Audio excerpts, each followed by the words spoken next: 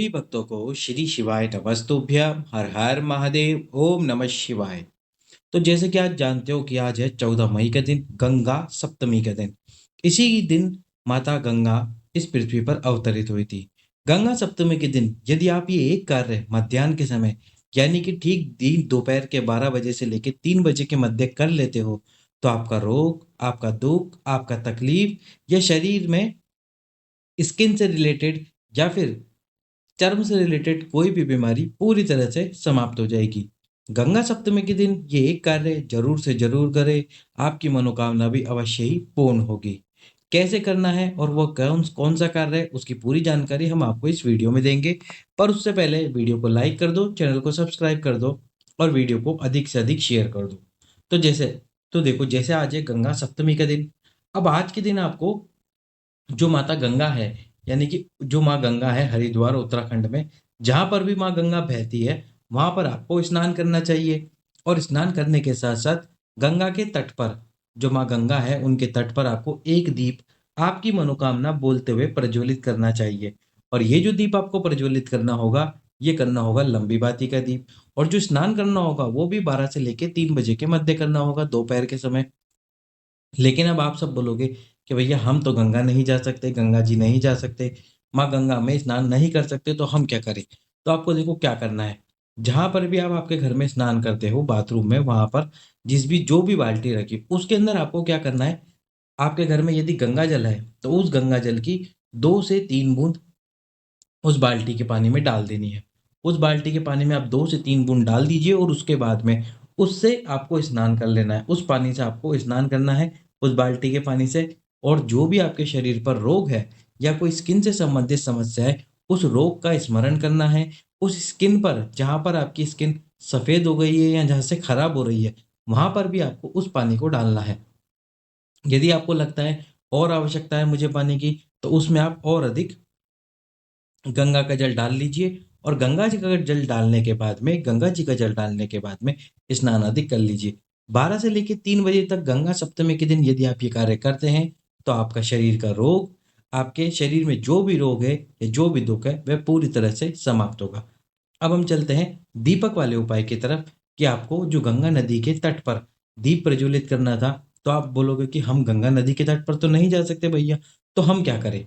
तो उसके लिए आपको क्या करना है, आपके घर में जिस भी पात्र में गंगा जी का जल रखा हो, जो भी पात्र है, उस पात्र में जब गंगा जी का जल आपने रख रखा हो, तो उसी पात्र के पास में क्या करना है, आपको उसी पात्र के पास में एक दीप लेना है। अब इस दीप में आपको घी डालना है और एक लंबी बाती प्रज्वलित करनी, गंगा जी का स्मरण करना है। गंगा जी का स्मरण करते हुए एक दीप उस पात्र के पास में, यदि मान लो कि आप बोलो मैं उस पात्र के पास में उस पात्र के पास में दीप प्रज्वलित नहीं कर सकता या कर सकती, तो फिर आपको क्या करना है, एक पात्र में थोड़ा सा गंगा जल ले लीजिए। थोड़ा सा गंगा जल लेने के बाद में उस पात्र में उस पात्र के पास में एक दीप प्रज्वलित कर दीजिए। माता गंगा जिस भी मनोकामना से आप ये उपाय करोगे, वो आपकी मनोकामना अवश्य ही और शीघ्र पूर्ण करेगी, क्योंकि आज गंगा सप्तमी का दिन है।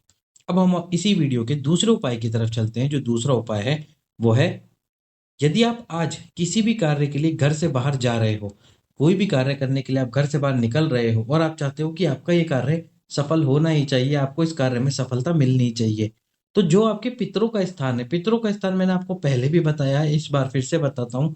जहाँ पर आप आपका मटका, पलिंडा, जहाँ पर आप आपका मटका भरकर रखते हो, पानी का स्थान है, वो स्थान आपके पितरों का स्थान कहलाता है।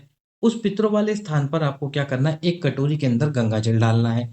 गंगा जल डालने के बाद में उसमें 1 का सिक्का, 2 का सिक्का, 5 का सिक्का, 10 का सिक्का या 20 रुपए का सिक्का, जो भी आपके पास में हो वो सिक्का लेना है। और भगवान कुंदकेश्वर महादेव, कौन से महादेव? कुंदकेश्वर महादेव के नाम से आपको वो वो सिक्का उस पात्र के अंदर डाल देना है जिसमें आपने गंगा का जल रख रखा है आपके पितरों वाले स्थान पर।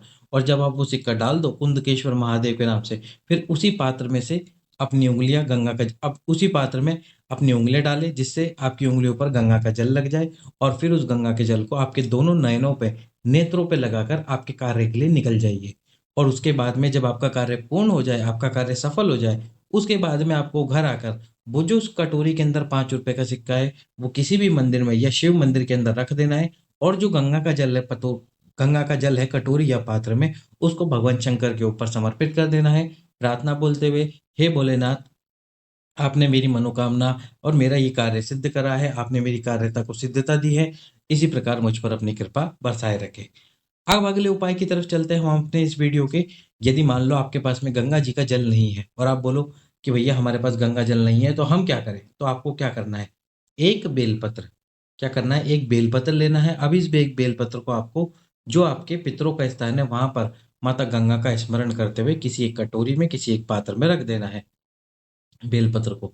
और 5 मिनट 10 मिनट रखे रहने के बाद में उस बेलपत्र को उठाकर भगवान शंकर के शिवलिंग पर समर्पित करके, जैसे आपने शिवलिंग पर बेलपत्र समर्पित कर दिया, इसके बाद में आप आपके कार्य के लिए चले जाइए। ऐसा कोई कार्य नहीं होगा जिस कार्य के लिए आप जा रहे हो और वो टल जाए, यानी कि वो कार्य ना हो। जिस भी कार्य के लिए आप जाओगे वो कार्य अवश्य ही सफल होगा और वो कार्य में आपको सफलता जरूर प्रदान होगी। तो आज गंगा सप्तमी के दिन कीजिए ये उपाय। सभी भक्तों को श्री शिवाय नमस्तुभ्यम।